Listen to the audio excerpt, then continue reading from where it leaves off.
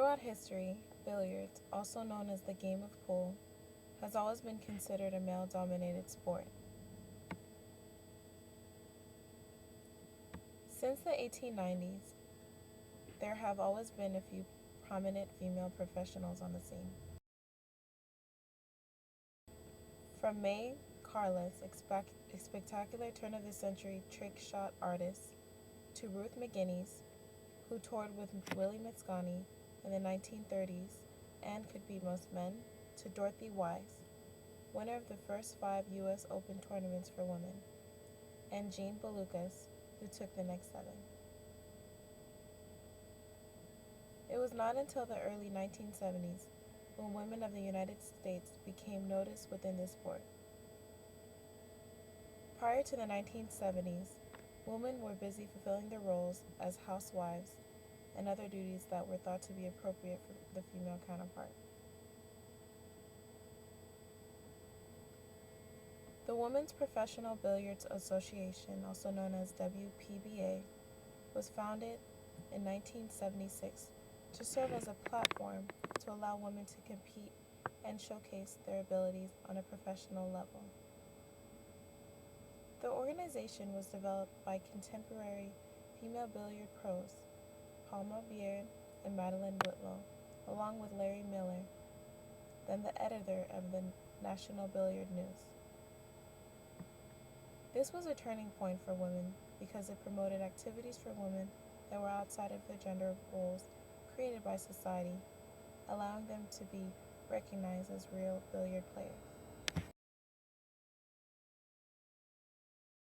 Since the WPBA started, women have achieved monumental success in a sport that once had no room for women to flourish.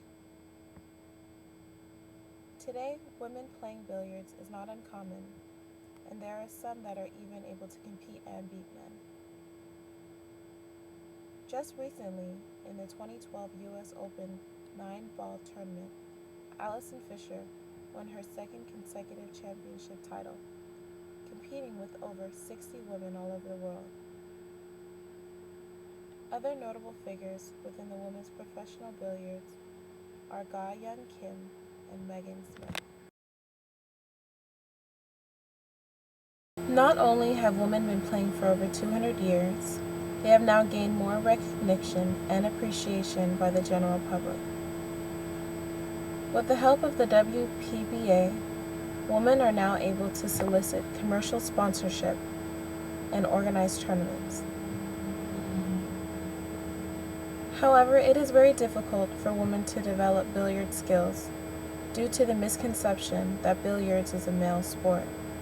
And because of this, women are not encouraged to pursue on a professional level.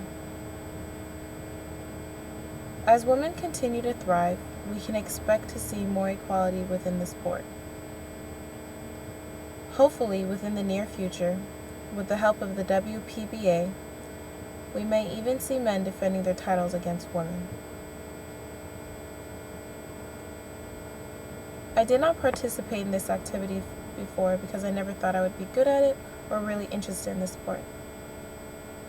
Constraints that I felt for not participating in this activity were that it may be complicated. This activity challenged me in many different areas. Physically, it was not challenging, but mentally it was. Although the sport looks easy, it was not at all. It took many games before I was able to get the hang of it. Insights into leisure that were gained during this activity were that although it may seem like a male-dominated sport, I still was able to enjoy myself and become interested in this activity.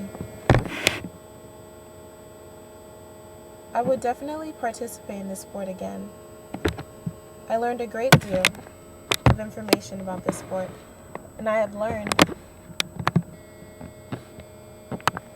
to see how far women have come today within this sport, and I'm excited to see what the next step will be for women in billiards.